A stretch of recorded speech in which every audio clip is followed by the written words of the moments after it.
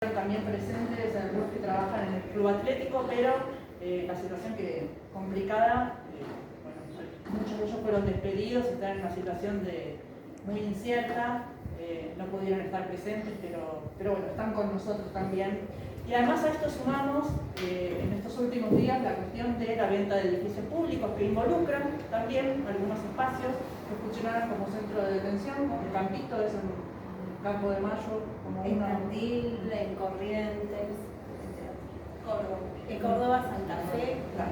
Entonces, por todo esto nos parecía entonces más que nunca la necesidad de visibilizar lo que la arqueología tiene para aportar a lo que son fortalecer la memoria de lo que pasó con el terrorismo de Estado. Entonces, hoy nosotros somos un equipo que ya tiene 20 años, empezamos pasa el tiempo, 24, pasa el tiempo. Nosotros hoy nos llamamos Memoria del Terrorismo de Estado, estamos reagrupándonos después de años de cada uno seguir caminos paralelos vinculados a estos temas. Arrancamos entonces en el 2000, está por allí Paz, que fue una de las que arrancó con un proyecto del municipio de Morón, que convocó a un equipo bueno, eran estudiantes en ese momento, para recuperar lo que fueron los cimientos de la mansión Seré, lo que fue un centro clandestino de detención, se llamaba Anila en ese momento, y con la ayuda de arqueólogos como Nora Franco y Teresa Valero, que nos permitieron, digamos, comenzar en el 2000 con las gestiones, que implicó armar el proyecto, firmar todo, y arrancar en el 2002, ahí sí convocamos a un grupo de estudiantes y de recién graduados, en los que, bueno, yo me incorporé también a trabajar en lo que era allá en Morón, en la mansión Serena. Eso fue parte de como una política de Estado del municipio de Morón. En ese momento estaba Martín Sabatera, de convocarnos para recuperar este espacio para la memoria, de lo que también fue parte de una política de Estado en democracia, de demoler lo que quedaba de la mansión Cine y hacer sobre eso una cancha de fútbol. Ya vamos a contar un poquito más sobre esto, pero no, estamos hablando de una historia también de políticas públicas, de acompañar o no. También parte de la idea de esta charla es deconstruyendo lo que es el espacio Mansión Seré hoy en día, que es un espacio de memoria, funcionando, con trabajadores, con una excavación muy grande, con una inversión de infraestructura muy importante, desarmando eso y volviendo para atrás, también ver cómo han avanzado las políticas públicas vinculadas a los sitios y a los espacios de memoria. ¿Qué tenemos hoy? Por hoy hay leyes nacionales que regulan las responsabilidades y obligaciones que el Estado tiene con respecto a estos lugares, y cómo todo esto se está viendo amenazado en este momento. También nos parece que es importante, y viene de la mano de lo que venía contando Vero, de nosotros iniciamos un proyecto en un momento en el que no teníamos todos estos marcos normativos ni todos estos recorridos de distintos órdenes a nivel del Estado, los estados provinciales y los estados nacionales, participando, formando equipos de trabajo que, como recién contó Vero, con los y las trabajadoras del Atlético, que están con o despedidos o con seria posibilidad de quedarse sin trabajo. Entonces, parte de la idea también es hacer un repaso, y principalmente porque veo que por suerte muchos son muy jóvenes, y tal vez les ha tocado crecer en un contexto en el que todo lo que para nosotros era algo extraño y había que ir construyéndolo, ya estaba construido, y es importante saber las luchas y todos los procesos que se llevaron adelante para llegar al estado de situación que tenemos ahora, que se está viendo amenazado. Y sobre todo pensar, es un estándar, bueno, y sobre todo pensar un par de cosas. Para nosotros es muy significativo estar, digamos, convocados acá, hoy en particular, que es el aniversario digamos, lo que es la gratuidad de la universidad pública, que también se ve amenazado. Son fechas que nosotros, dentro del ámbito académico y por ser profesionales, estudiantes, no tenemos que naturalizar ni tenemos que dejar de visualizar, sino tenemos que luchar y preguntarnos cuál es nuestro rol en tanto esto.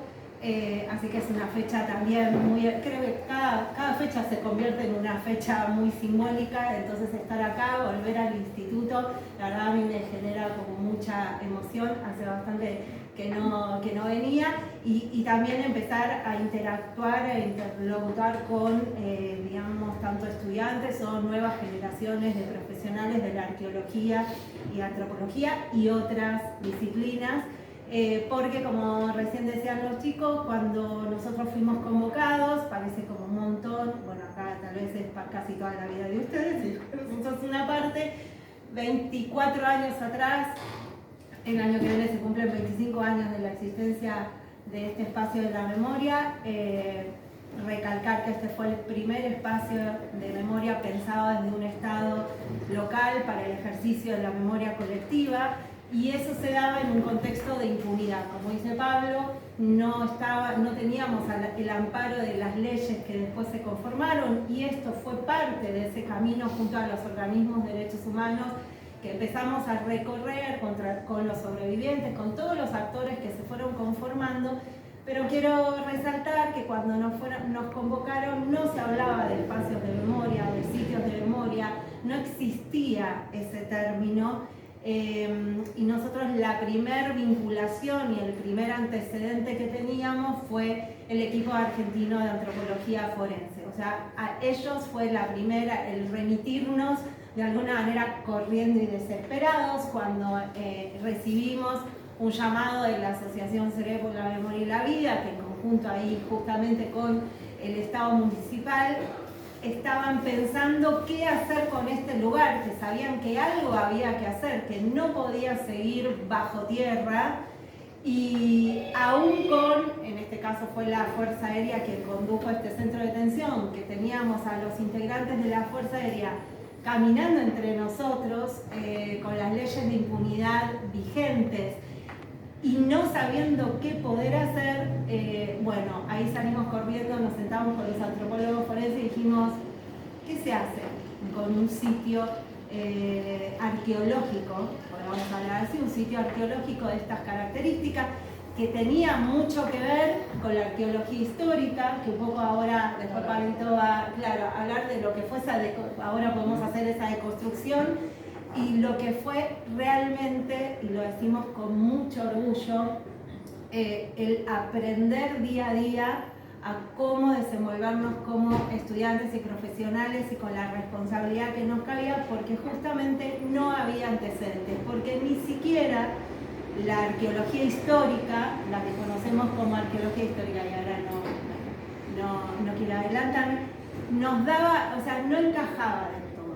Entonces, para nosotros que fue como muy interesante hasta nuestras peleas, acá también tenemos a Ramón que participó en otros lugares, y cómo teníamos que, bueno, y no quiero dejar de nombrar a Moni, que después otro tema aparte capítulo, que está acá acompañándonos, cómo tuvimos que pensar y también hasta pelearnos en el buen sentido, discutir metodología, porque yo venía de Patagonia con un pincelito a excavar cuevas, esa era mi temática, y el equipo de Cibalero Aschero, Vero y compañía, digamos, otros venían del NOA, Pablo estudiante formándose, entonces era pala, excavar, pincel, UP, estratigrafía. Entonces, la verdad que todo ese bollo que en el momento nos llevó peleas, discusiones, colegas grandes que nos decían que esto no era arqueología, y también hoy estamos muy orgullosos de ver esos cuadernos de campo y esas hojas en el laboratorio borradas, tacha una, que aparece otra. Digo, porque eso también es lo que queremos transmitir como lo importante de lo que es ser un arqueólogo en función y su función política en la comunidad y estar acorde a una discusión permanente y construyendo permanentemente lo que está pasando y con objetivos también que pueden ser cambiantes y peleando el rol también que ocupábamos. Sí, y en esto, entonces sí, por contarles un poco desde el principio, que éramos estudiantes recién graduados, sin conocimiento, y recurrimos a algunos arqueólogos que nos ayudaron, María Isabel, en ese momento Hernández Llosa, Roberto Molinari, estaba Alberto Rossetti como conservador, y Nora, que fue la que firmó y nos acompañó. Porque era la arqueóloga, además vecina. La vecina. Y entonces nos insistían en, bueno, ustedes tienen que hacer un análisis FODA antes de empezar. ¿Y qué es esto? Fortalezas, oportunidades, debilidades, amenazas. Y entonces, tratando también entre nosotros de construir algo y ahora reconstruyendo lo que pasó, teníamos muchas fortalezas, porque teníamos el apoyo institucional, un municipio que nos estaba convocando, que nos estaba dando un espacio, recursos, pocos, pero estaban, la Casa de la Memoria y la Vida, ahora vamos a contar un poco, teníamos unos espacios de oficinas, un espacio donde trabajar, una especie de laboratorio que se fue armando, y sobre todo nosotros teníamos muchas ganas de trabajar en temas vinculados a lo que era lo que había pasado en la última dictadura cívico-militar, y entonces desde ahí poder avanzar, y también que era un momento, pensando en las oportunidades, era un momento político propicio porque desde el municipio nos estaban acompañando en esto, de recuperar los cimientos, entonces como decíamos, de lo que fue la Mansión Seré, y reforzar un poco también la idea de que la Fuerza Aérea no había sido una fuerza débil, que no había casi participado en lo que era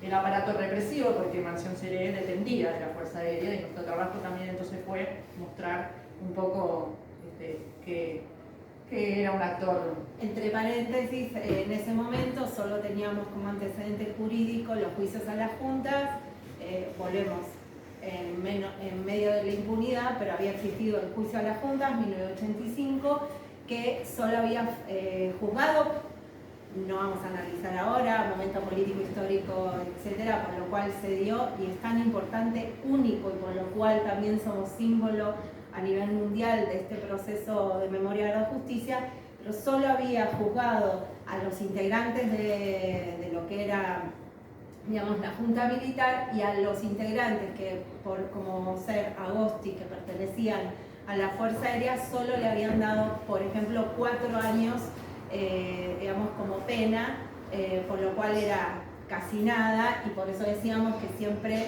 hasta ese momento, se pensaba que la Fuerza Aérea era el ala más, digamos, liviana de lo que era la represión en Argentina, y eso, como dice Vero, fue el compromiso de este equipo, del Estado, de los organismos, de los sobrevivientes que venían hacía 30 años o 20 y pico en ese momento, peleando por lo que les había pasado y quiénes habían sido responsables. Y ahí pudimos encarar esto con, digamos, con esa oportunidad y desafío. Y también nos dimos cuenta en ese momento que esto no era solo un proyecto arqueológico, era mucho más que eso. Por eso también nos pusimos grupo arqueológico, antropológico, memoria e identidad. Necesitábamos la interdisciplina, necesitábamos el diálogo con sobrevivientes, con familiares. Nos parecía muy importante integrar a los vecinos, porque este lugar fue muy significativo, todo el predio para la comunidad, y por eso, bueno, ahí está Moni, que es una vecina que trabaja con nosotros, y también participando en las excavaciones inclusive, pero nosotros no teníamos herramientas como, bueno, era empezar desde cero, decimos, ¿no? Y también pasaron muchos estudiantes de la carrera de arqueología, porque éramos poquitos, necesitábamos gente que nos ayudara, entonces hacíamos pasantías. Muchos vinieron y hicimos Pablo es uno de ellos. Hicimos un llamado.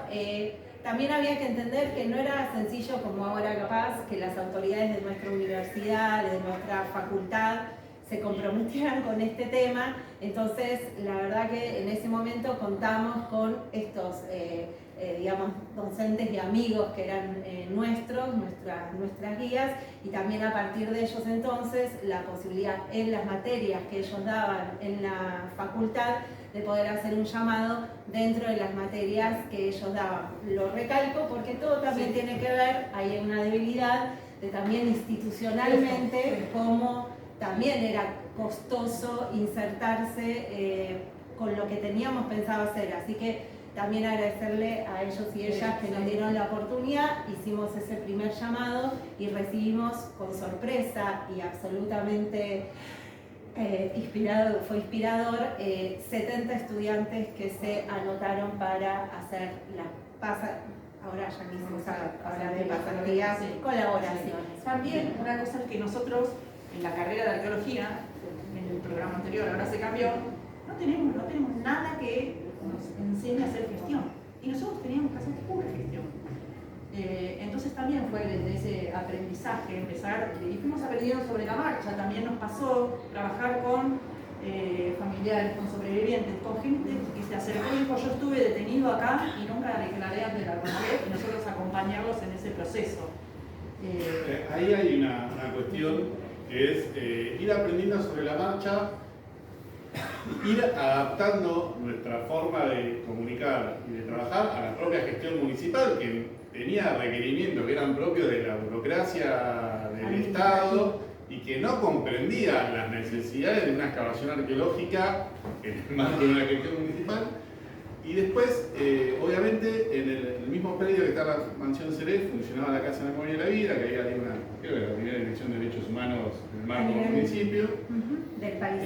Y de acuerdo a los avances del trabajo del equipo de investigación, la propia Dirección de Derechos Humanos tuvo que ir modificando algunas de sus tareas, porque nosotros empezamos a contactar a víctimas, a sobrevivientes, a familiares, y empezamos a notar la necesidad de equipos de contención, que, insisto, hoy por hoy hay equipos de contención, nuevamente vamos a lo mismo, vamos a ser muy reiterativos con esto, amenazados en este momento por las actuales políticas públicas nacionales, pero en aquel momento no existían, y era como hacemos, conseguir un psicólogo, un equipo de acompañamiento, contener nosotros en un momento, pero bueno, fue todo un aprendizaje nuestro, un aprendizaje de la propia gestión municipal, que tuvo que adaptarse también a adaptar la estructura a esto nuevo que estaba sucediendo.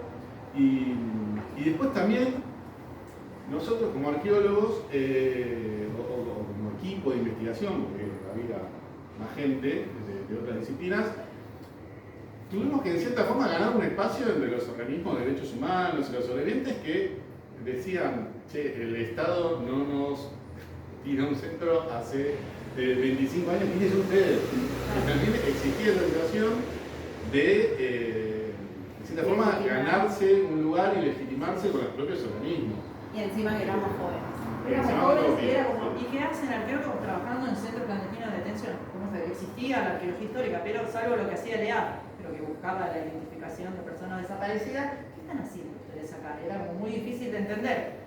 Y por otro lado era cuando presentamos en algunos eventos científicos el trabajo interdisciplinario, como todo esto está súper interesante, pero esto no es arqueología, esto no cabe en los cánones tradicionales de la investigación científica. Eso nos pasó y éramos muy jóvenes.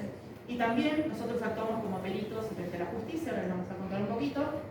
Tanto fue la que fue a declarar, y también ahí, en este proceso de cómo legitimar la ciencia y la arqueología, querían anular nuestro testimonio porque decían que la arqueología era una pseudociencia. Bueno, creo que hoy estamos en una cosa bastante parecida, diríamos, ¿no? Pero eso nos alertó bastante de qué está pasando ahora. Y no, en ese momento no pudieron, ahora hay que luchar. Pero sí, entonces también, como para ya arrancar la presentación, contarles que nosotros trabajamos desde el 2002 que arrancamos, en el 2016, cambio de gobierno municipal, se fue diluyendo un poco el proyecto, no había tanto interés en que trabajemos en esto y nos fuimos reubicando en distintos lugares. El proyecto sigue existiendo, la Mansión Seré como un espacio de la memoria, pero como equipo de investigación lamentablemente se desarmó bastante. Ahí, digamos, tenemos que entender un poco lo que ocurre hoy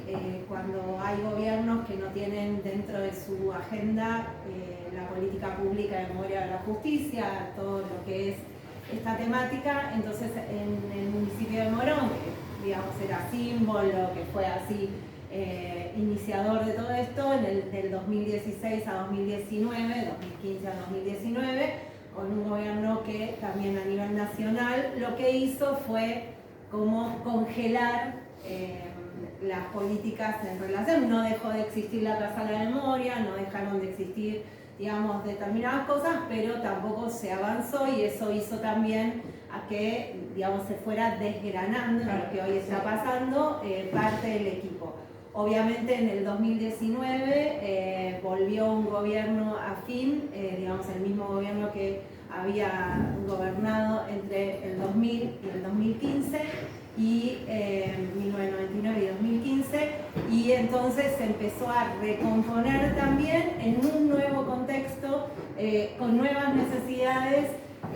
La Dirección de Derechos Humanos que sigue reconfigurándose, y justamente algo interesante porque tenía que ver mucho con también la coyuntura política a nivel nacional. Desde 2019 la Dirección de Derechos Humanos y el espacio Mansión Seré forma parte hoy de continúa el día de hoy, de la Secretaría de Mujeres, Géneros, Diversidades y Derechos Humanos, que también fue una oportunidad de poder enlazar ambas agendas como transversales a nivel gobierno local, pero obviamente a nivel equipo de investigación, no por, en este caso, faltante del Estado, sino por estas circunstancias que fuimos comentando, quedó reducido, existe, sí, pero reducido, y bueno, en este momento sin presencia, bueno, sí, yo estoy presente como arqueóloga, pero sin presencia.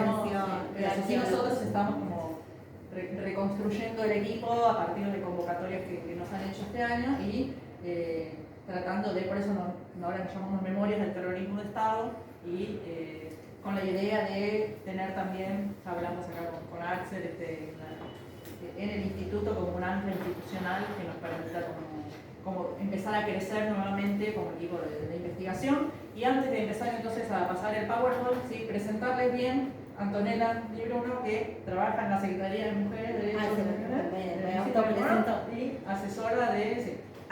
Bueno, arqueóloga, en trabajo en la Secretaría, como comentamos en este momento, desde este año, también producto de los cambios de gobierno. Yo hasta el año pasado estuve en lo que es el espacio de memoria ESMA, cumpliendo también otras funciones. Uno fue pasando por distintos lugares, y ahora volví a Morón, y también parte de mi tiempo justamente es un poquito alejado de la arqueología de campo, sino como más gestora de políticas públicas, que después hablaremos justamente del desafío como profesional en relación a eso, y abrir un nuevo camino en nuestra profesión relacionado con esto, lo que significó, y actualmente también como asesora en la Comisión de Derechos Humanos de la diputada nacional Mónica Bacha en el Congreso de la Nación.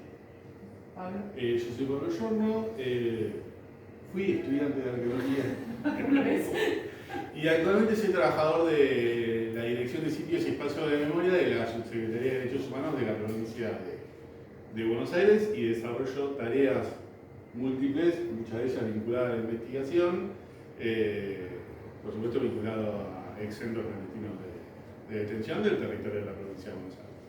Bueno, yo soy Verónica Setes, que trabajo acá en el instituto y en CONICET, y hace un año estoy acompañando a Axel en la dirección del instituto, y por eso también nuestro agradecimiento entonces a la posibilidad de darnos un espacio en esta institución para dar la charla y para poder seguir trabajando en esto.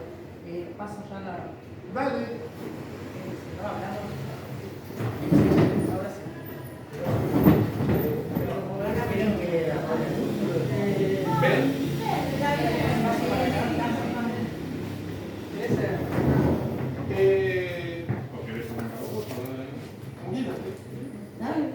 Esto está re preparado. Bueno, pero yo te voy cortando. Bueno, dale. Acá volviendo a lo que decíamos, ¿no? De esto de defender y hacer una puesta en valor de las políticas públicas vinculadas a los sitios. Hoy por hoy tenemos una ley nacional de sitios, la ley 26.691, que como toda ley, establece las responsabilidades y obligaciones que tiene el Estado nacional con respecto a estos lugares. Una de ellas, una de las fundamentales, es la preservación de estos espacios, tanto por su valor histórico como potencial prueba en futuros procesos judiciales. Sabemos que actualmente hay muchos juicios de lesa vinculados a delitos de lesa humanidad en curso, y hay muchas causas que aún deberían abrirse. Esperemos que muy pronto. Esta ley fue sancionada en el 2011. Acá ya tenemos uno de los primeros puntos a charlar. Nosotros comenzamos el proyecto Mansión Seré, comenzó en el año 2000. En el año 2003, durante el gobierno de Néstor Kirchner, nulidad de leyes de obediencia de vida, punto final, reapertura de las causas. Comienza nuevamente el Estado a investigar los hechos sucedidos del terrorismo de Estado y a reparar a las víctimas del terrorismo de Estado. Y recién en 2011 tenemos la primera ley nacional vinculada a los sitios. Como dijimos recién, el proyecto Mansión Seré empezó en el año 2000.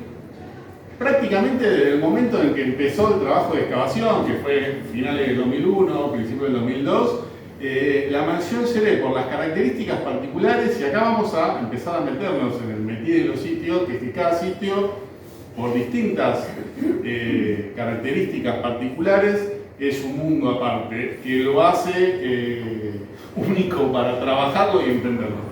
La Mansión Seré está en un polideportivo municipal. Y de hecho nosotros, cuando empezamos a cavar la canchita de fútbol de los pibes. O sea que eso ya en sí es un problema, pero a su vez era un punto de atracción de gente que venían a enojarse con nosotros porque le arreglamos la canchita. Pero básicamente el trabajo en la Mansión Seré comprendía el vínculo de diálogo con los vecinos. Acá que ahora doy la definición. Y eso lo hizo muy particular, y eso hizo que las características de este proyecto sean muy particulares. Incluso en algún momento invitamos a participar de los trabajos de excavación a vecinos.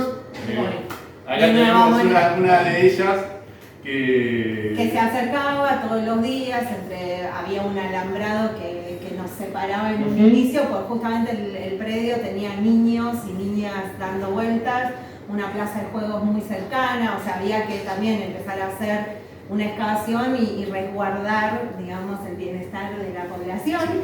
Entonces hicimos un primer cercado, pero también todo el equipo y el municipio tenían claro, y los organismos, de a poco fuimos todos consensuando que la comunidad era parte, que todos éramos parte de esta reconstrucción, y en un punto la fortaleza, vamos a ser medio viejos con el FODA, pero la fortaleza y oportunidad a la vez era tener a unos bichos raros que eran los arqueólogos, que todos nos relacionaban con Indiana Jones real, ¿no? Indiana Jones, Jurassic Park y todo eso, y de yo, entonces éramos como de repente en medio de Morón, en el medio de un barrio, en el medio de un polideportivo, en el medio de una cancha de fútbol.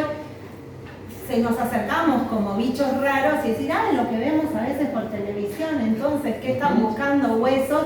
Y eso nos hizo acercar mucho y generar una cotidianidad que fue muy interesante, porque una de las cuestiones, el desafío que había en este tipo de trabajo, volvemos que la única referencia que teníamos era el equipo de antropología forense, con un objetivo muy distinto relacionado, porque estamos dentro del mismo marco, pero que era la identificación de restos, que es dentro de un marco judicial, con un proceso distinto. O sea, acá obviamente nosotros teníamos la responsabilidad, cuando uno excava un centro clandestino, que fue un centro clandestino de detención, no sabés con lo que te vas a encontrar, y obviamente había una posibilidad también de poder encontrar restos humanos, pero si bien por eso 2 años de investigación previa en el terreno, con investigaciones, cruce de datos, etcétera, nos hacían pensar que esa posibilidad en ese lugar era menor a otros, y ahí se activaban otros mecanismos, pero esta oportunidad teníamos muy claro que los vecinos iban a ser parte, y hasta ese momento no habían sido parte también de búsquedas de memoria, verdad, justicia. Sí, participaban en un 24 de marzo, en una marcha, pero entonces ahí empezamos, lo cual la profesión nos miraba raro y algunos tuvimos inconvenientes de invitar a vecinos a excavar. Para nosotros ese fue el acomodar lo que creíamos como una oportunidad, obviamente que determinábamos áreas donde excavar. Pero gente sin experiencia, gente Sin que no sabe experiencia. agarrar un cucharín. ¿Cómo estás invitando a alguien a trabajar? Entonces, bueno, con los años podemos decir que salió bien esa experiencia.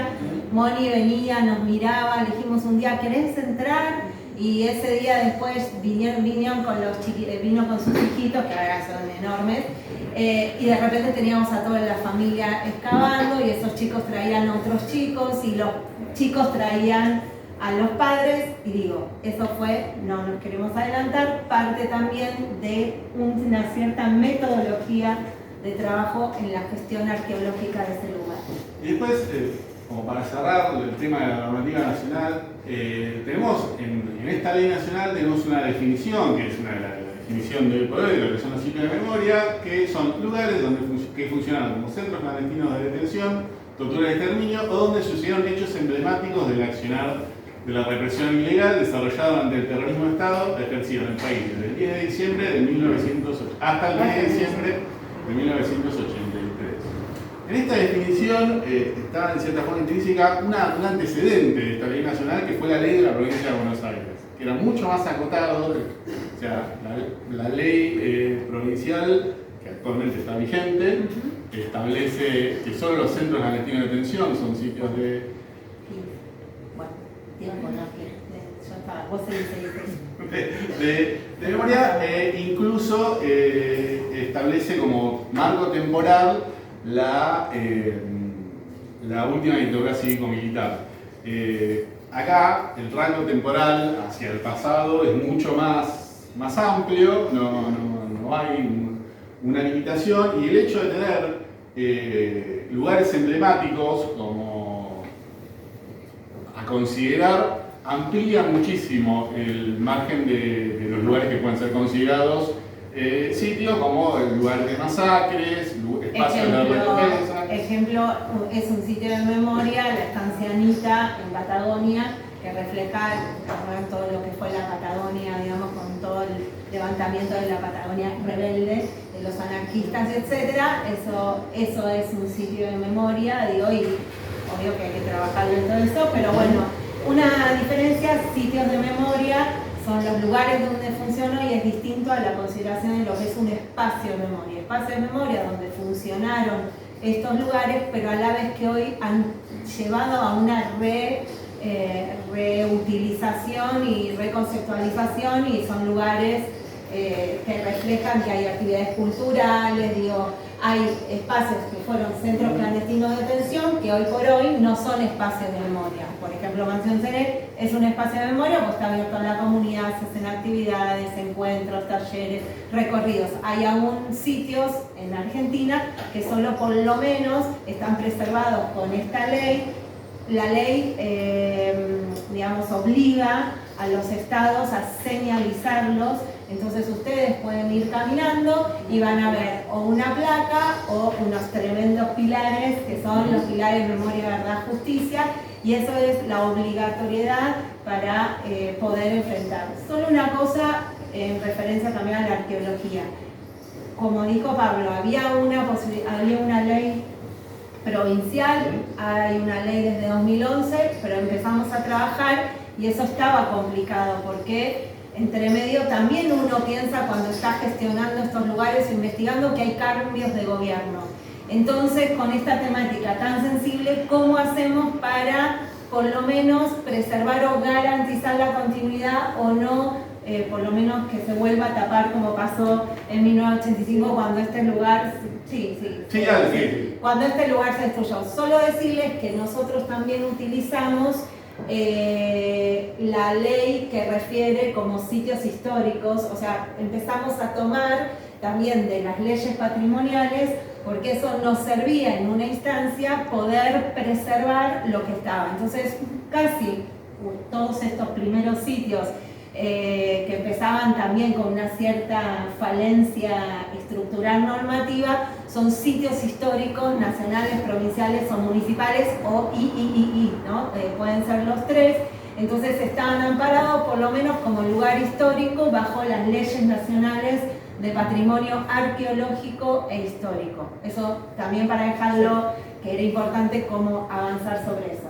Y en esto fue como muy importante el tema de poder trabajar nosotros a nivel en conjunto con los equipos que se estaban empezando a formar, como en el Club Atlético, el Pozo de Vargas, el Pozo de Rosario, que estábamos todos con esta sensación de desamparo y hicimos encuentros entre todos para compartir experiencias y decir, bueno, cómo seguimos, cómo avanzamos con esto y cómo nos acompañamos en este proceso.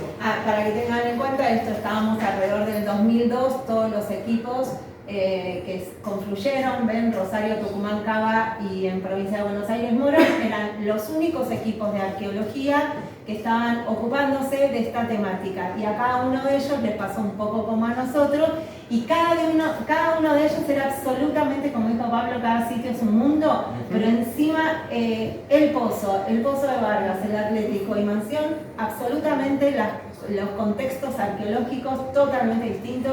No nos vamos a explayar ahora, podemos hacer otro encuentro y dejamos hablando de todo eso, pero muy distintos. Entonces también lo que logramos fue esa red primaria de trabajo de, che, ¿vos qué te apareció? ¿Qué pasa si encontrás y qué no? Lo que nos venía pasando es que a veces era muy cómico cuando, que no nos había pasado, que encontrábamos como objetos arqueológicos cosas que nosotros reconocemos y estamos usando en este momento, ¿no? Entonces era como el arqueólogo que está trabajando por su sobrecontexto actual. Y bueno, era como muy interesante, pero había que también metodológicamente consultarse, así que hacíamos desde encuentros hasta llamados telefónicos, no había celular tanto, entonces bueno, hablábamos por mail. Creo que esto lo hablamos ya un poco. Sí, vamos a... Del por qué, y esto un poco también. Esto también, sí. Vamos a ver, sí. Esto, solo un minuto. ¿Ven? Este pozo, bueno, es como el inicio de, esto es Mansión Seré, está al lado de lo que era la casona, que es el espacio que funcionó como centro clandestino, digo, como el lugar de, todo fue el centro clandestino, todo el espacio, pero digamos donde iban las habitaciones y llevaban a las personas. Este es un pozo que aparece, que teníamos constancia. Solo me detengo para que vean el atrás. Acá, bueno, era el primer momento donde teníamos ese alambrado, pero fíjense, tenemos una cancha de vóley, una cancha de básquet, y ahí hacia este costado de colores es el inicio de la plaza de niños y niñas. Fue todo un tema porque también de discusión con los organismos, ¿no?, de derechos humanos, porque era, qué difícil trabajar con chicos jugando alrededor esta temática, así que todo eso fue como súper interesante abordarlo. Bueno, y después, trabajando en los sitios, uno se encuentra con un montón de fuentes de donde obtener información y trabajar. Nosotros, como dijo Ando hace un rato, en Nación Center teníamos solo el juicio de las juntas, con ADEP, algunos legajos dando vueltas, y después el grueso era lo que generábamos nosotros mismos. Ahí surgió, y volvemos a lo mismo, el Estado municipal adaptándose a necesidades que surgían del equipo. Ahí empezó a conformarse un archivo documental y oral de la Dirección de Derechos Humanos del municipio de Morón, en los cuales nosotros empezamos a contactar a familiares sobrevivientes y a vecinos. Es muy importante esto. En muchos casos, los testimonios de vecinos que conocían la Mansión Seré en pie o que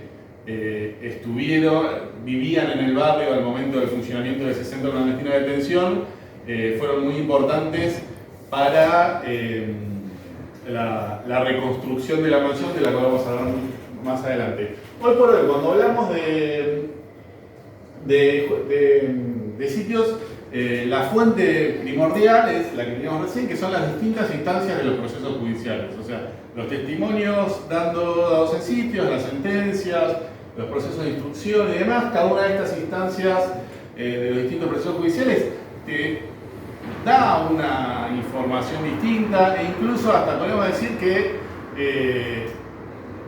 de acuerdo al año en que se haya hecho determinado proceso judicial, las preguntas que hacen los jueces varían, y en los primeros años de la reapertura de las causas intentaban ubicar a las víctimas dentro de los distintos centros clandestinos de detención, porque no sabían, o sea, había que reconstruir el mapa de cómo funcionó el aparato represivo, y años después era los objetivos empezaron a cambiar y era intentar culpar o condenar a más represores. Esta te puedo contar, si querés contar de la foto, que es como un relevamiento. Es en 1984, en el marco de una inspección judicial, en el marco del juicio adjunto, es el reconocimiento de Mansión Seré como centro clandestino de detención. Ahí son sobrevivientes, no son policías, que está vestido así de esa época, por eso podemos reconocer también.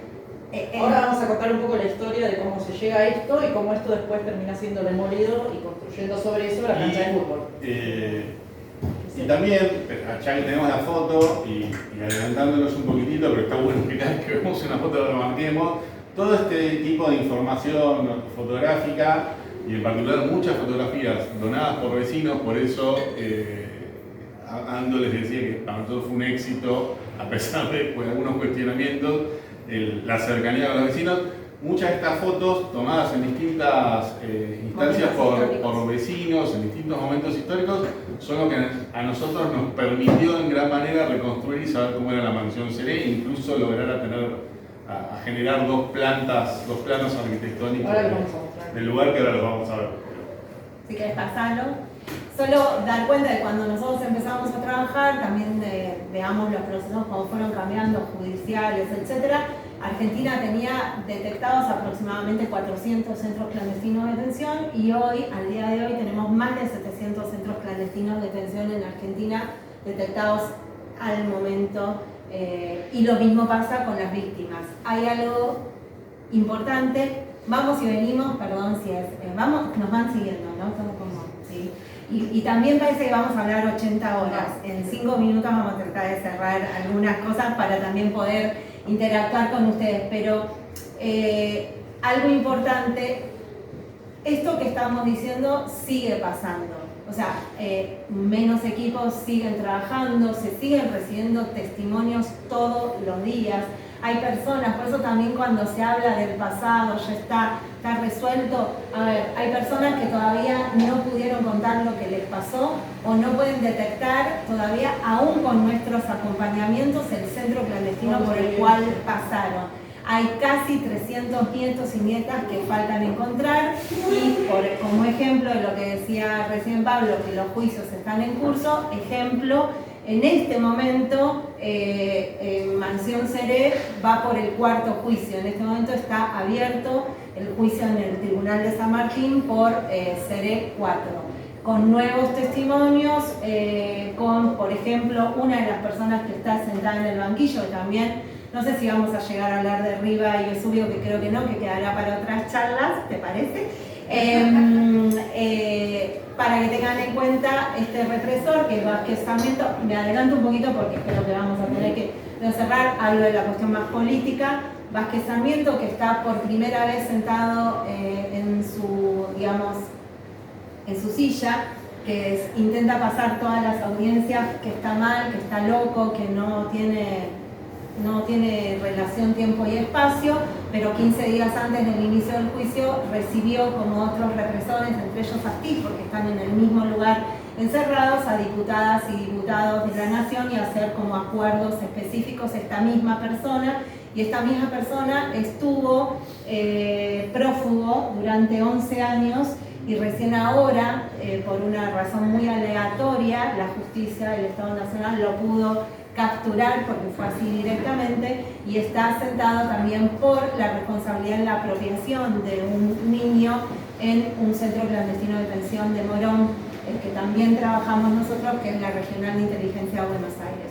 Digo, como para ver la actualidad, y donde también el equipo de arqueología del municipio de Morón entregó también una vez más para este nuevo juicio, como lo hicimos en el 2003 con Rafecas, que estaba en instrucción.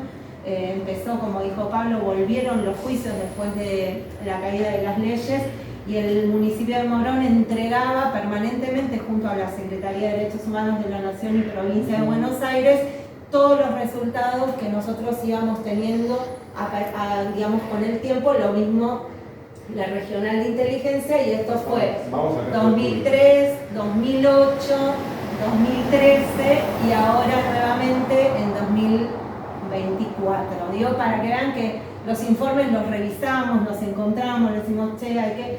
Y esto sigue como absoluto, todavía como decimos, este sitio sigue dando, como todo sitio arqueológico, sigue dando información y no está terminado de excavar totalmente, porque decimos, siempre puede hablar un poquito, algo puede haber. Bueno, este es el espacio Mansión CD, hoy en día, terminado y funcionando, pasado rápidamente.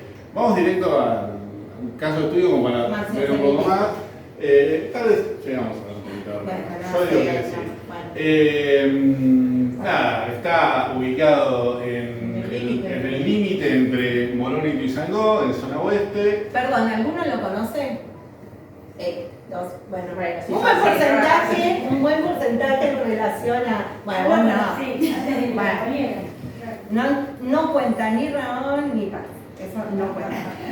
Bueno, por eso invitamos a todos y todas, por una actividad del instituto, todo a hacer, organicemos visitas y podemos a los distintos centros, pero obviamente a Mansión Ceré, que tampoco está tan lejos, está a menos de una hora de viaje.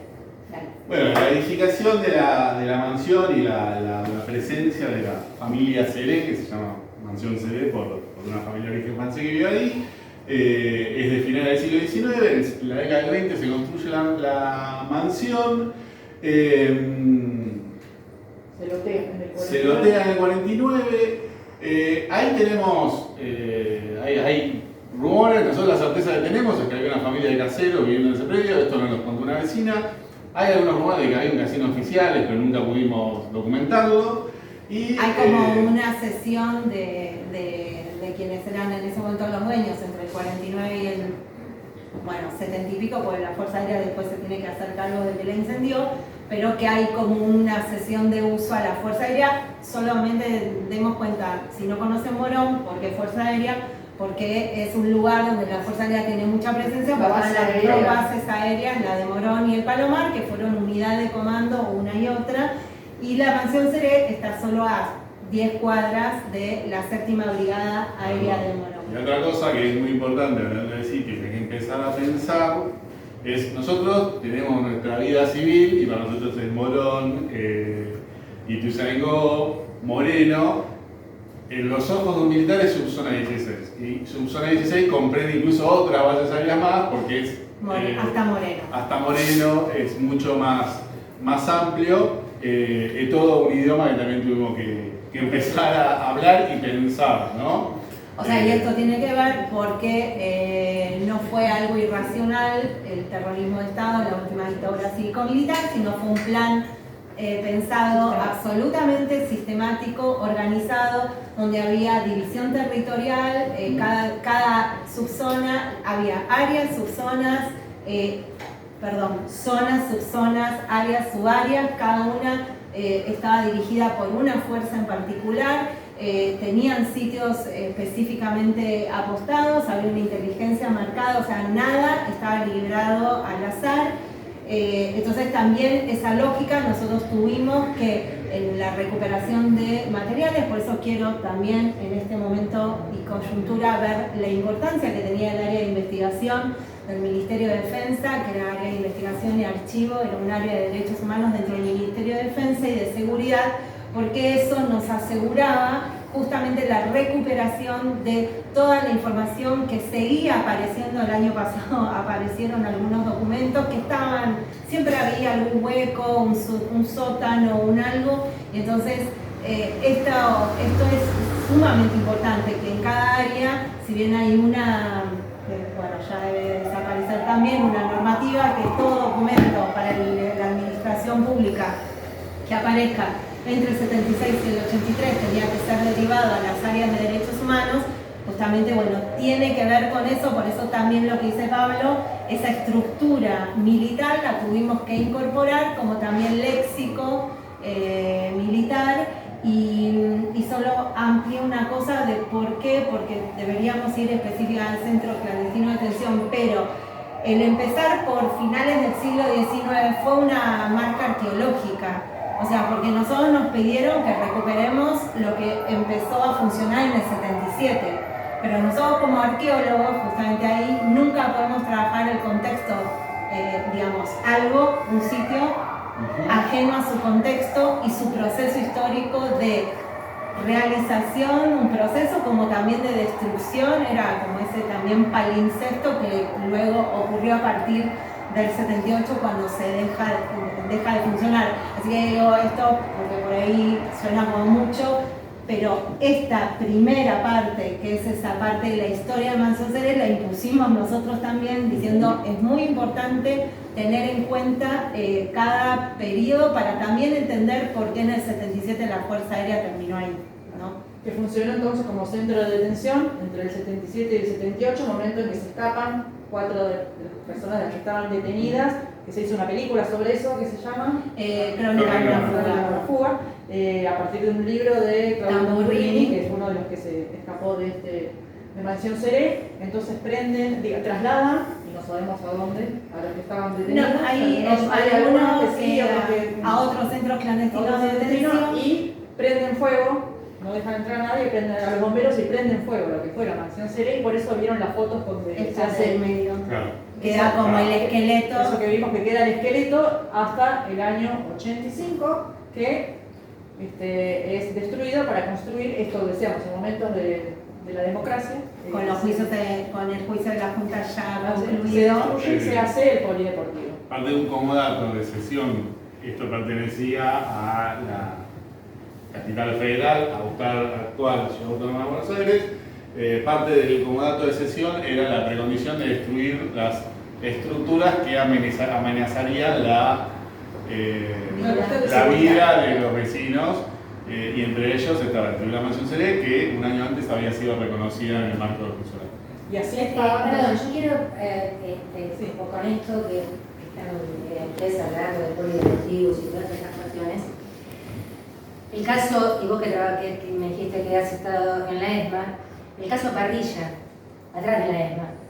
Porque yo que soy socia de River está construyendo, y con la anuencia del gobierno anterior, porque esto hay que decir las cosas como son, no es que salió ahora. Sí, yo era parte de... Ahí está, no salió con el gobierno ahora de Milei. Entonces, en Parrilla, donde sabemos, y se supone inclusive que fue quemado el cuerpo de Rodolfo Walsh, yo soy profesora de letras, pero además indignada, obviamente como socia de River. Entonces me pregunto, ahí ustedes como ocupándose de estas cuestiones, digamos, ¿qué incidencia? ¿Qué pasó? ¿Por qué se llega? Actualmente está construyendo el club y lo está haciendo, supuestamente se hizo cargo, acordó con el equipo de antropología forense, se hizo cargo del costo de las excavaciones, aseguran no haber encontrado restos de nada, porque además como está cercano al tema justamente del río, y se están construyendo entonces, ese predio es cedido al Club Atlético River Plate, que está construyendo las canchas de fútbol para sus divisiones inferiores, la pensión para los jugadores justamente de las divisiones inferiores. Entonces, ¿cómo es que se llega? Pero además, para poner las cosas en su lugar, ha tenido la anuencia del gobierno anterior. Sí, ahí igual es un proceso como muy complejo. La ESMA es un proceso absolutamente... Es una memoria. No, pero digo, es un espacio de memoria muy complejo. Son 17 hectáreas con 31 edificios, ahí son sede de los organismos de derechos humanos, es Patrimonio Mundial de la Humanidad, establecido en septiembre del año pasado, y a un montón de cosas. Ahí hay una comisión, el espacio de memoria está gobernado, si queremos, por un ente tripartito que tiene, y en relación justamente a cuando a veces los gobiernos, es como que existe un contralor de los gobiernos, que está conformado por una pata que representa a todos los organismos de derechos humanos, los que conocemos, los generales, abuelas, hijos, hermanos, madres, familiares, memoria abierta, etc. Ese ente, que tiene también un componente nacional y un componente de Ciudad de Buenos Aires, gestiona y brega por la salvaguarda justamente de todo el espacio. Nosotros tenemos las 17 hectáreas, que es el espacio de memoria, y siempre estuvo en conflicto la cuestión de, pasando Lugones, el área de lo que era el campo de deportes.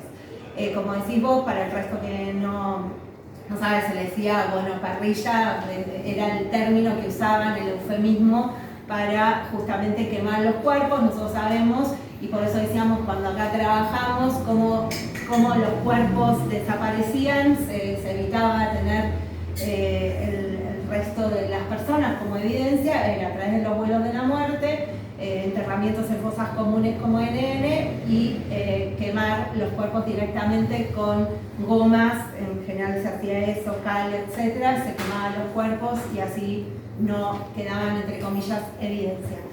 La parte, para que tengas en cuenta, todo el predio está bajo medida judicial.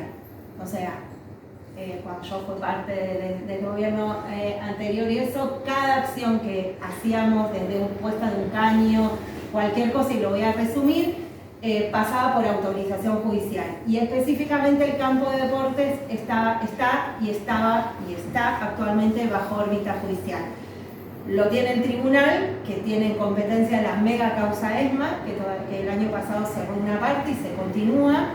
Ellos van por el 8, el juicio octavo, y ahí se trabajó. Había unos primeros estudios de LEAF que no habían dado con ningún tipo de evidencia, y se trabajó junto a los organismos más de un año para definir qué se iba a hacer con ese predio. Se entendió que era una oportunidad también de, por un lado, hacerse cargo de las investigaciones y coordinar, porque ahí son los espacios de memoria, ¿no? También las refuncionalizaciones y los usos. Algunos sobrevivientes no estuvieron de acuerdo y no están de acuerdo, pero otros sí, que se utilizara para este fin que vos decís, pero no la totalidad. Se determinó que en cierto espacio se construyera determinadas cuestiones y de todo lo que era del club, y en otros se rescatara lo que había sido ese lugar, y el compromiso de la señalización y la puesta de contenido de lo que era ese lugar, o lo que se presume que era ese lugar, con todos como un espacio de memoria relacionado con el que está la Escuela de Mecánica de la Armada. Se empezaron a hacer los trabajos, sobre todo ya hacia el final de la gestión, y se continúan algunos al día de hoy. Hasta el momento, la verdad que fue como muy minucioso los trabajos. Hasta el momento no dieron absolutamente con nada. Voy a hablar sin estar enteramente en ese tema, pero qué pasa en estos lugares, lo que nos pasa en tal. Muchas veces uno no encuentra nada porque ya fue removido todo. O sea, justamente en estos años de impunidad, y porque se veían a veces llegar los juicios y todo lo que era el peritaje, nosotros también nos encontramos acá en otros lugares, Vesubio, en la remoción y la limpieza de los terrenos. Entonces, posiblemente también muchas de las cosas comunes, etcétera, fueron removidas, taponadas, y acá no pasó nada. Obviamente la arqueología puede determinar esa situación, pero vuelvo a decirte, es algo complejo, no está resuelto. La Secretaría de Derechos Humanos, la verdad, trabajó un montón en relación a instalar, a seguir avanzando sobre la política de sitios. No fue una desidia, sino fue como una propuesta que tuvo un consenso. Uno puede, de verdad, yo puedo decir, y no estoy tan de acuerdo, sí, pero tuvo un consenso, sobre todo de los organismos y sobrevivientes. Nada de lo que se hace en la ESMA, porque es distinto en los otros sitios, pero la ESMA, digo, para mí fue como muy importante pasar porque es talibán. Nada ocurre sin que haya digamos, un acuerdo de los organismos y de los sobrevivientes, las sobrevivientes. Hay enormes discusiones, se matan en el medio, digo, en el buen sentido, pero se definió esto como una propuesta de reutilización y la reutilización pero con memoria, ¿no? Por eso hay una obligación de River, en ese caso el Estado Nacional, que es algo que no lo va a hacer, de instalar ahí este espacio de memoria con todo lo que tiene que ver con esa función. El tema es que la reutilización, ¿no?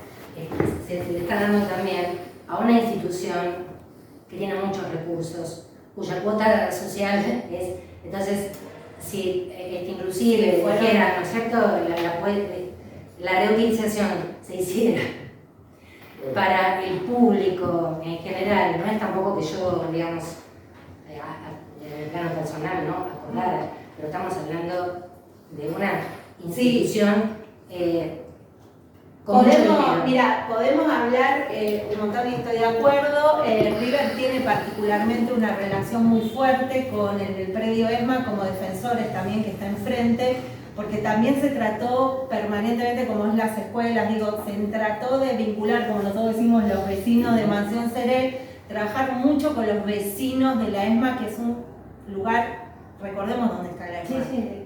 Digo, no, a todo el mundo, ¿no? Es como muy y extremo complicado. Entonces, es interesante traer esto como ejemplo, no, solo cierro esto para decir, una de las propuestas que se vio y que permanentemente era, y hay, por eso no me voy a quedar acá porque, pero digo, pues podemos hablar después mucho y estar en contacto y comentar mejor. Hay mucho trabajo con River, con toda la población interna para justamente trabajar con la ESMA, hacer visitas, digo, con esta cuestión de que toda gente de River pueda pasar y entender lo que fue este espacio. Sobre todo porque River históricamente también estuvo implicado en el terrorismo Estado como parte, fue sede del Mundial, por eso, para entender, socio del club, para entender el Mundial. Obviamente que se lo pero te digo, para entender el Mundial 78 se planificó adentro de la ESMA. Entonces, también es un desafío y por eso digo, en la gestión de estos espacios, y ahí le paso a mi compañero, la gestión de estos espacios de memoria siempre es muy conflictiva, tiene aspectos controversiales, tiene situaciones que hay que definir a veces como gestión avanzar sobre un lado por una coyuntura particular. Lo que sí podemos decir que tanto en la ESMA como en estos lugares hay una posibilidad de rearmar si algo se encontrara, pasar a foja cero, o sea, todo lo que está de obras, etcétera, digo, si algo se encontrara o alguna situación, siempre hay una cláusula y tiene que ver con empezar a dialogar con otros sectores. Y la ESMA no es lo mismo que Campo de Mayo o etcétera. Pero digo, es muy fuerte, es muy difícil, no fue tan direccional ni tan sencillo como, digo, vos decís, sí, obviamente de afuera se puede ver, pero hay todo un trabajo como muy grande que no convenció a todos, pero bueno, también no está terminado. Pensemos eso. Igual, Ando, porque tiene que ver con esto, en este problema que surgió justamente por ser la ESMA y por lo que dijiste vos, es River, no es una ONG. Es un problema que es el problema que tenés con todos los sitios. La tierra, además. Vos tenés gran parte de las comisarías del conurbano bonaerense fueron ex centro de la región de detención. Actualmente siguen funcionando como comisarías. O sea, son lugares que actualmente están siendo habitados por personas que trabajan de policía. Y por medidas cautelares y por las propias normativas nacionales y provinciales de sitios, no se pueden reformar ni mejorar. Y ahí entra esta discusión, que es una discusión cotidiana en el mundo de los sitios. ¿Qué hacemos con con los sitios. La refuncionalización de espacios. Exactamente, o sea, vos necesitas hacerle mantenimiento a un edificio y muy probablemente haciendo ese mantenimiento estés destruyendo un espacio que potencialmente pueda ser reconocido por una víctima. Y esto es cotidiano y es parte de los desafíos y los trabajos que se llevan adelante, por lo menos en provincia que es donde trabajo yo, lo llevamos adelante, que es evaluar estos proyectos de intervención de los espacios. Vamos a ir quedando sin tiempo. Una sola cosa, pensemos pero que esta es la discusión eterna con los sitios. ¿Qué hacemos con los sitios? O sea, la solución ideal sería que en cada sitio funcione un espacio de memoria. ¿Es posible eso? No, probablemente no. Pero bueno, ese caso que es el y súper emblemático. Muy emblemático, justamente ser la ESMA, en la cual todas las discusiones que se llevan adelante, la propia restauración y la propia puesta en valor de la ESMA llegó a un nivel de debate y de discusión que sigue siendo igual. gigante. Si ustedes que no está cerrado tampoco. Si le hubieran preguntado a muchos arqueólogos, no estaríamos de acuerdo, pero bueno, digamos, es otro punto. Pero a ver, no es menor, las comisarías actualmente en los mismos lugares donde hubo personas desaparecidas o hay personas detenidas, en las mismas condiciones. Tremendo. A la vez, si sacás eso, parte de la comunidad se te viene en contra por el tema de seguridad. ¿Cómo vas a sacar una comisaría a desafectar una comisaría de un territorio? Digo, de última vamos a ir cortando, pero esos son los problemas de los sitios de memoria. Muchas veces los equipos de investigación, por eso digo, para que no quede la idea, en ese lugar se trabajó y se estaba trabajando, tenemos que hacer arqueología de rescate. Porque sabes que es muy complejo, no se puede definir y hay un proyecto por sobre otro que gana. No será capaz el que buscábamos. Y entonces vos decís, la ESMA u otros lugares, ¿no? Es como el predio de Mansión Seré, tiene 11 hectáreas y nosotros tenemos resguardado el sector perimetral que funcionó como la casa, digamos, la casona, centro clandestino de detención. Que puede haber un lugar a una cuadra, digamos, a 300 metros que haya sido usado. Bueno, hicimos sondeos, pero por eso también hay que estar atento permanentemente. La ESMA está bajo cautelar, pero se define, bueno, preservemos es eso, es como decir, bueno, preservemos el espacio donde estuvieron los compañeros y compañeras, entiendo porque todos trabajamos para ese lugar, para también saber qué información nos puede detectar. Hasta el momento no se detectó nada y una cosa que sí o sí sirve en los sitios de memoria es la reversibilidad de las acciones. A veces significa que vamos a tener que romper algún piso de cemento nuevamente, alguna cancha, si se define o si tenemos algún otro dato más. Te digo la verdad, a la actualidad esos casos fueron los menos, porque hay una política que por lo menos puso a equipos de investigación, de conservación trabajando. El problema es si ni siquiera se considera, porque ahí sí se pierde mucha información. Yo tengo las fotos de el EAF trabajando, el EAF está ahí también encima, ¿no? Tiene una oficina ahí en la ESMA. Pero digo, como dice Pablo, me parece como buena síntesis también. Nosotros cuando empezamos a trabajar empezamos a leer, ya está viejo pero siempre vigente, Gelín, bueno, muchos que era Gelín con las definiciones de memoria, ¿no? Empezábamos a ver cómo eran las consideraciones del Holocausto, la Shoah, qué cosas nos podían servir para poder trabajar con esta confrontación también que ocurre en los sitios. Y la primera frase será, un espacio de memoria, un sitio de memoria es controversial, es de puja política, es de puja de sentidos, de discusión sobre los sentidos, digo, es permanentemente eso. Y apelamos a que siga haciéndolo. Porque ahí también, si no lo es, si no es un lugar de discusión, bueno, no de destrucción, bueno, pero digo, en el medio pueden pasar estas cosas, pero si esos lugares no te interpelan, en ese sentido no tienen su función. Por eso hablo de la controversia, porque es eso lo que dice Pablo, y hasta intereses económicos, políticos en el medio. Sin ir más lejos, la ESMA, el Parque de la Memoria, todo eso está en otros lugares. Bueno, el regimiento de Palermo, que es uno de los lugares que está posible en venta, que es un sitio, ya está.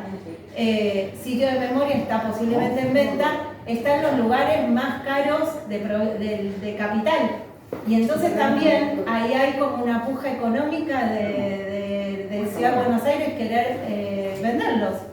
Entonces, en ese sentido, bueno, podríamos estar hablando un montón, pero porque existieron y existen estos trabajos, podemos por lo menos saber qué es lo que ocurrió en estos lugares, reconstruir, resguardar testimonios. Y bueno, acá obviamente si querés ir pasando... Sí, si querés contar mínimamente esto... Perdón, después si querés hablamos y... Planos. Sí, pero ¿por qué? No, bueno, acá la idea era hacer algo un poco más metodológico como para irnos de lo más normativo y de lo grande, ir a la praxis más arqueológica. Y uno de los desafíos que tenemos en la mansión Seré es, y con esto de que cada sitio es un mundo, es no había planos disponibles de la mansión Seré, ni en Catastro, ni en el municipio, no había. Apareció un plano muchos años después que como se traspapeló y alguien del Instituto Histórico lo demoró, lo encontró y lo puso, pero ya habíamos logrado reconstruir las plantas. Teníamos una planta baja que era la diapo anterior, el que se reconstruyó gracias a la línea de cimientos, tal como se ve acá. Esta es la planta de excavación, ese es el plano de la planta baja. Ahora sí pasa a la siguiente. Una cosa, ese plano y absolutamente importante y más importante que la de los cimientos, casi nuestra labor arqueológica, es la reconstrucción por los sobrevivientes. Exacto. O sea, nosotros poníamos una hoja en blanco, nunca se le sugiere nada al sobreviviente y que él o la sobreviviente pueda reconstruir en su imagen y memoria corporal cómo eran los lugares. Así que como ese plano, hay un montón de otros planos. Y no solo los planos, sino nos pasó de estar, una vez que habíamos excavado los cimientos, con los sobrevivientes que estaban caminando con los ojos cerrados, contando los pasos para ubicar dónde estaban los espacios en los que habían estado, ¿no? Y vos le decías, che, ojo que estos cimientos, obviamente estamos planta baja, entre comillas, y ellos decían, no, yo estoy en planta alta. Entonces ahí como activa, por eso decimos la memoria corporal de los y las sobrevivientes. Sí, después acá lo que tenemos es un plano de la planta de excavación con los puntos focales, y esto volvemos al trabajo con los vecinos de las más de 130 fotografías de la mansión Seré donadas por vecinos. Y acá, rápidamente, este es un testimonio de Pilar de Carbeiro, que pasó por la mansión Seré y que ella, en este fragmentito de testimonio, nos cuenta que un día intentando fugarse, se tira por una ventana creyendo que caía al pasto, y abajo de ese pasto había, como se puede ver en ambas imágenes, un solado de baldosas, un pequeño piso. Acá tenemos una foto donada por la familia Seré en la colección del solado, y ese es uno de los pocos restos de pisos que sobrevivió de la mansión Seré, que es justamente parte de este solado en el que cayó Pilar. Y cuando le contamos a Pilar y puede ver esa baldosa, dice, con razón me estrolé y me rompí tuvo toda. Fracturas múltiples, tuvo internada y demás. Después lo mismo, acá intentando mostrar cómo los materiales recuperados durante los trabajos de excavación, al cruzarlos con algunos testimonios, vamos encontrando, ¿no?, esas descripciones de cómo eran los mosaicos de la mansión y los restos encontrados. Nosotros, con todos estos materiales, para estas instancias de entrevista con los sobrevivientes, comprobando, habíamos hecho unos libros para los cuales ellos podían reconocer con imágenes todos estos pisos y paredes con pintura, o sea, había muchísimos materiales. Bueno, y acá tenemos un par de imágenes del espacio terminado y volvemos a lo que... Pero arriba la pasamos. Arriba quedamos para otra charla. Sí, la idea, bueno, se nos fue el tiempo. La idea era ver dos sitios que son muy distintos, la Ría de Mansión Seré. ¿Por qué? Porque la Riva, Regional de Inteligencia de Buenos Aires, como verán, esto es actual está en pie. Está en pie. Y a pesar de ser el mismo municipio y haberlo investigado el mismo equipo, del arriba había planos, había información catastral, había censos, había un montón de información. Nada, la idea era mostrar dos sitios muy distintos, tanto desde lo documental como desde el tipo de intervención que se hizo, pero si les parece... No, solo una cosa, que el arriba, sitio de memoria, cuando está señalizado, fue, digamos, regional de inteligencia y hubo personas secuestradas, pero actualmente no está en uso. O sea, no podemos hablar de un espacio de memoria. Sí hay proyectos, pero nunca por cuestiones administrativas y burocráticas de nuestras gestiones no se pudo avanzar en el proyecto definitivo de este lugar. Hace un par de años se prendió fuego, creo. Sí. Por suerte no todo, un sector, Sí. pero sí, cerremos. rarísimo. Sí. Cerramos con este... Sí, no, y acá era... Contarles que es otro de los sitios en los que trabajamos. Dale. Que sí, no, brevemente que en realidad trabajamos convocados como peritos por la justicia con la intención de recuperar las estructuras, también el mismo trabajo que habíamos hecho. Nosotros trabajamos ahí y aportamos para la causa, una causa judicial. Estas son algunas fotos de los trabajos que realizamos. Para pasar rápidamente, el predio era mucho más grande de lo que hoy Sí, este espacio. este lugar de acá es el Vesubio y cruzando, esto es Avenida Micheli, estos caminos de cintura, cruzando, actualmente todo esto no está, por acá hay unos caminos para subir a la autopista. Este es otro centro de atención muy importante de La Matanza, que es Guaterismo / Vidal Güemes / Puente 12. Bueno, Puente 12. Porque tuvo varias etapas de funcionamiento con nombres distintos como centro de atención. Y las características de esto es, hoy depende del mercado central. Es un Sí. trabajo que implica un montón de sectores sociales. No, actualmente hay un convenio Sí. para iniciar, o sea, actualmente no, se logró firmar en 2022, creo que a fin de 2022, un convenio entre Nación y el Mercado Central de cogestión para instalar un espacio de memoria. Se habían empezado a dibujar los proyectos de las... Pasa a la siguiente foto. Actualmente están destruidas, pero el espacio, o el sitio constaba de una pileta, reconocida por los sobrevivientes, y 3 casas y un tanque australiano. Se había avanzado con los dibujos para meter una licitación para recuperar ese lugar y hacer unos techados que permitieran excavar.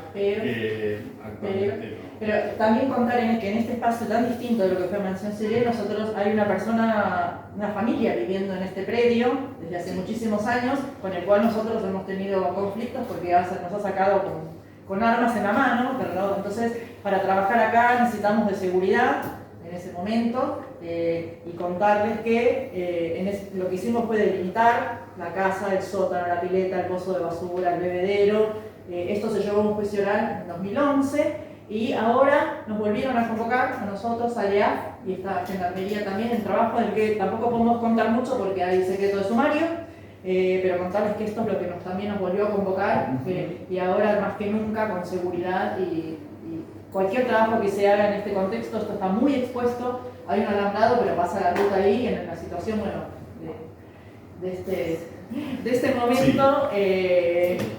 Cualquier trabajo que se haga implica una seguridad importante, hasta en el traslado nuestro. Yo vivo casi enfrente del Vesubio. Sí. De hecho, no saben, bueno, me mudé ahora hace poco a Capital, mis papás siguen ahí igual, yo sigo yendo ahí, obviamente, y de hecho de grande me di cuenta que era un centro clandestino, si no tenía ni idea.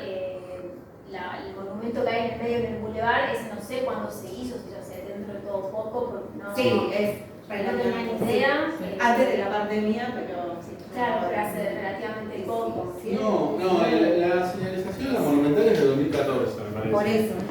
Pero ella vos te El referís monumento. al que está en el medio. En el boulevard y también Sí. en el puerto, que es el Puente 12, me parece que se hizo. Ese es un memorial. Es un memorial. Sí. Claro. Sí. Que ese es un poquito anterior. Sí.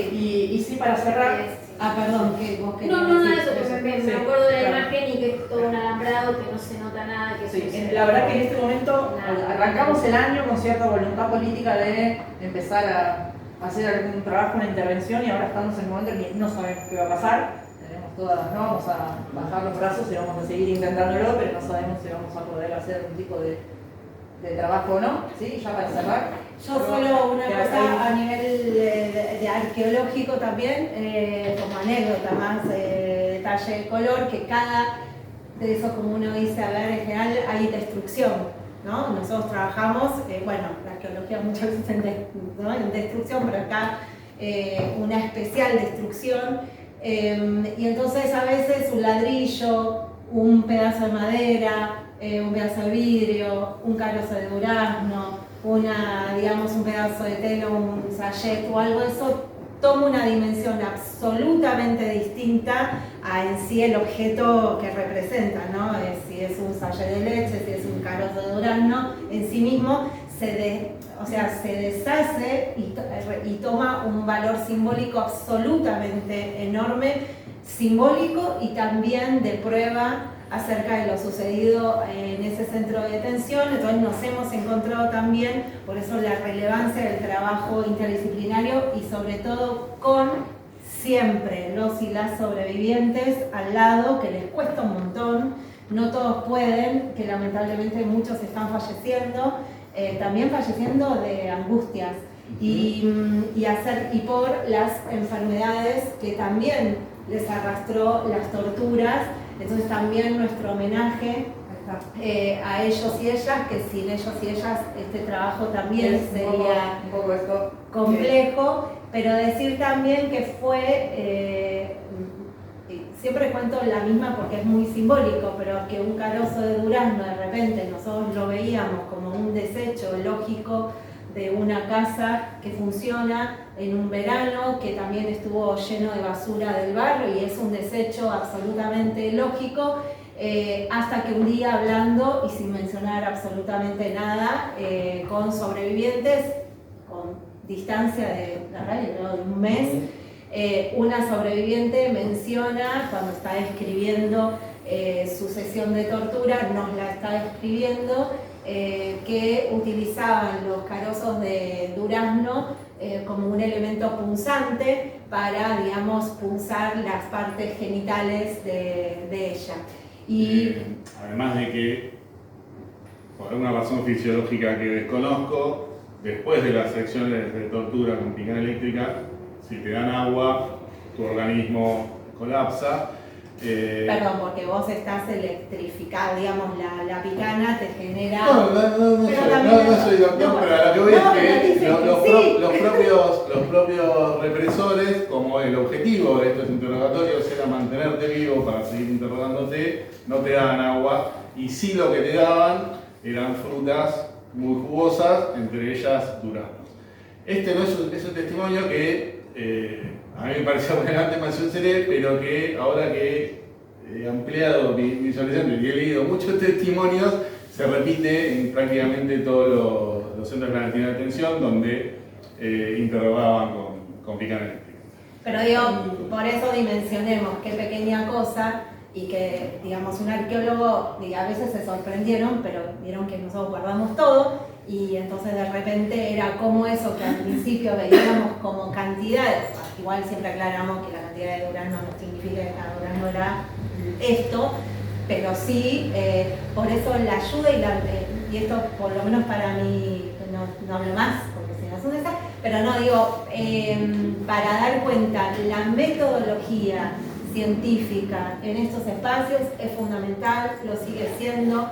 Fue algo que marcó, que defendimos desde el primer día, que defendimos también ante coyunturas para trabajar con los organismos que nos pedían más rápido cosas y nosotros teníamos que decir no nos apuremos, porque si no establecemos una metodología que tenga determinada garantía científica, esto se desarma también como prueba. Y eso lo pudimos también dar cuenta cuando nos presentamos ante la justicia, la contundencia de nuestra disciplina, el saber, el poder determinar cuándo, y aún aprendiendo en la gestión, en la complejidad de estos sitios y con todo este bodoque que podemos decir que implica y el peso de responsabilidad, nunca dejamos, aún con nuestras controversias y idas y vueltas en la metodología, de poder respetar lo que la profesión nos dio para justamente que sea que tenga el objetivo primordial de contener o de poder incorporar y poder aportar desde nuestra disciplina a los procesos de memoria, verdad y justicia.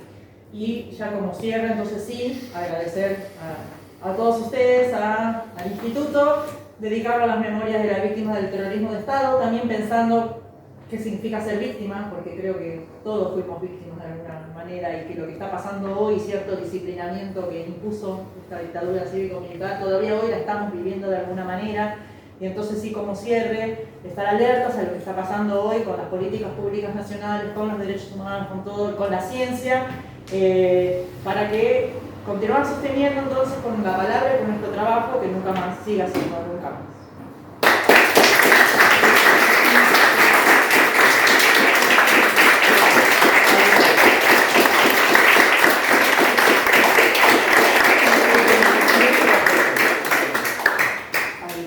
Bueno, se hizo muy larga la presentación, mil disculpas, pero sí, Nacho. Somos apasionados aparte, entonces como que nos sentimos. No, un dato, que yo me crié en el oeste y jugaba al fútbol de Norte y Grana, y llevaba al colegio y nunca nadie nos decía nada. Claro. Me acabo de enterar, o sea, sabía que era Mansión Cere, pero no sabía que era en esas canchas de fútbol donde jugaba de chico. ¿Quién decidió hacerlo polideportivo en el 85? El intendente. El intendente que se llamaba García Silva. El intendente radical que ganó. Con, obviamente, esas cosas con todo el Consejo Deliberante, digo, se define que ese lugar iba a ser un polideportivo, 1985, un decreto de aprobación del Consejo Deliberante y con todo lo que conllevó posteriormente. Y por una cuestión de seguridad, porque eran estructuras que podían, digamos, si los chicos entraban, podían llegar acá, digamos, a lastimarse, decidieron, sin dejar un registro, demolerlo y hacer sobre eso. Y digo, el predio era bastante grande, podríamos haber hecho la cancha en otro espacio, pero bueno. Por eso hablamos de estas políticas públicas. Y bueno, y esto es lo que las compañeras comentan sobre River, bueno, sobre pasan River. estas cosas. No es la misma coyuntura, solo una cosa que el predio polideportivo sigue existiendo. No, la diferencia desde el 1999 y desde el 2000 es que confluyen las políticas de derechos humanos y deportivas, culturales y sociales en este lugar. Digo, te lleva a un colegio y ni siquiera te dice nada. Claro. Te tiran ahí a jugar. Ahora sí existen visitas que hacen las escuelas que van, porque este lugar se techó, es un sitio.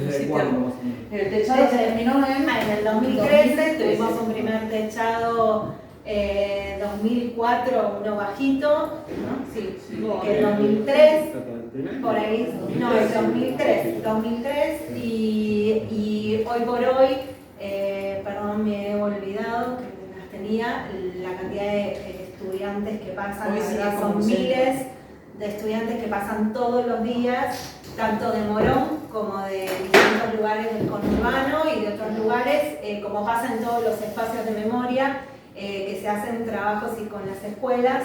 Digo, esa parte no la comentamos, pero también es parte de nuestro trabajo como equipos, porque los equipos de investigación van sumando información que los equipos pedagógicos transforman en una propuesta para los chicos y chicas.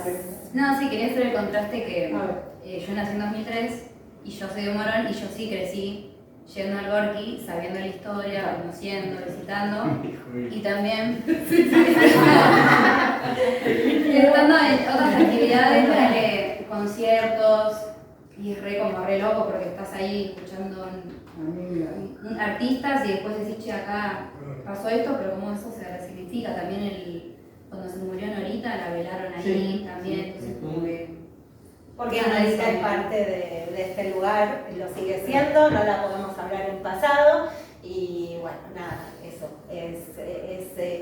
tiene todo eso y también desde el primer momento que nos convocaron, esa fue la consigna, que este lugar sea abierto de todos y todas y en realidad sea una oportunidad para seguir instalando la memoria en población que no no la tendría dentro de su órbita. Por eso era, de repente, el tener una plaza de juegos de niños y niñas al lado, para nosotros era una oportunidad, porque los padres llevan a sus niñitos y niñas y por ahí ni van a una marcha, ni saben del tema y de repente hacen así, ven un cartel, dicen, bueno, por lo menos que esté el tema, ¿no? Después si quieren entrar, ver, son otras cuestiones. Pero para nosotros, el continuar con el predio polideportivo, nosotros no quisimos que se dejara esa función social, más allá que era muy fuerte, como siempre lo fue, porque consideramos que debe coexistir y es una oportunidad, como les digo y vuelvo a reiterar, más en estos momentos, de gente que no se hubiera acercado por sí misma a este tipo de espacios. Pasa permanentemente. No sé si alguien tiene alguna pregunta más, quiere decir algo, o reflexión. Seguimos afuera. Tenemos afuera para convidarlos con algo para tomar y para comer. Pero nosotros habíamos pensado en una charla con una parte un poco más metodológica y demás. Sí. Si les interesa, hablen con Vero y armamos otro encuentro y ahí tal vez obviamos esta parte. Más. Bueno, para mí era fundamental. Era fundamental. Pero... Es que en este contexto además es medio inevitable recurrir a... Y aparte porque también... Nos están interpelando estos temas permanentemente. Y aparte porque con la experiencia de vida, la verdad, tenemos mucho camino, no es por nada, de recorridos y experiencias en otros espacios de memoria. Hemos pasado con distintas responsabilidades por espacios de memoria. La persona que no trabaja con algún tipo de compromiso, o no estamos diciendo militancia en ya, pero porque no hay que dividirla, es un trabajo, pero que nos lleve al compromiso de lo que implica el tema, la sensibilidad, realmente no es lo mismo y tenemos muchos ejemplos de compañeros, compañeras que, digamos, no avanzaron y no continuaron trabajando en esta temática. Y la verdad que creo que nosotros a veces no nos hacemos autobombo, pero realmente ahora hablar de arqueología, de la resistencia, arqueología de la represión, perdón, es como común. Capaz que nacieron las nuevas generaciones teniéndolo. Pero creo que nosotros marcamos un camino absolutamente y lo seguimos marcando, pero fuimos iniciadores de este tipo de trabajo en estos lugares, confrontándonos con muchas cosas. Y también donde algunos entendimos cuál era nuestro rol como disciplina, o sea, cuál era nuestra función como arqueólogos y arqueólogas en la comunidad. Pudimos encontrar nuestra razón y nuestra convergencia de lo que por ahí no encontramos. Y también entender, creo que volvimos, perdón, no quiero alargar, pero volvimos a un contexto. Nosotros hicimos la carrera, nosotras, vos sos más joven, en pleno años 90, cuando nos mandaban a lavar los platos, la facultad también la querían cerrar, CONICET estaba absolutamente restringido, y donde los que estudiaban... hablo solamente de la arqueología, el indulto estaban caminando entre nosotros, pero digo, como profesionales, como estudiantes, nos preguntábamos qué hacer, ¿no? De cómo vivir, de qué desarrollamos. Y la verdad que muchos, los que no recibimos una beca CONICET, que estuvimos peleándola en distintos momentos, en este caso yo, parte de equipos de investigación por muchísimos años, nos veíamos frustrados. Si no eras profesor, si no eras becario, ¿cuál iba a ser tu destino? Ahora, por suerte, se amplió muchísimo, pero en ese momento, que tengo que nombrar a mi querida Teresa Cibalero, decía permanentemente, amplíen la visión de la apertura, de la llegada como profesionales. ¿Dónde se necesita un arqueólogo y arqueóloga? ¿Dónde puede influir? Bueno, luego acá no estaban los estudios de impacto, eran más europeos, etcétera, después pudieron llegar, pero la verdad, este bichito que tiene que estar en nosotros, donde qué queremos hacer y dónde nuestro saber puede incorporarse, es muy amplio. Entonces, digo, en estos momentos donde se nos restringen los caminos, es interesante también buscar esas aperturas para no sentirnos frustrados y apostar a todo lo que sabemos.